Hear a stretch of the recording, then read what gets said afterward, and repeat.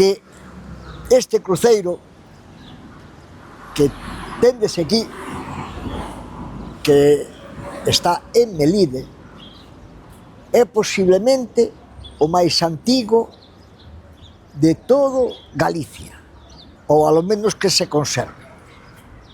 Cando falo de antigo, falo a parte de arriba. Isto foi restaurado en varias ocasións, posiblemente o cruceiro original xa non estuvera aquí, pero non está claro onde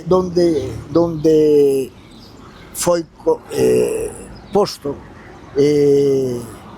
por primeira vez, pero si a parte arriba, e se vedes os rasgos da figura, logo eu meterei fotos, é bastante singular porque se ve que son imágenes casi do románico.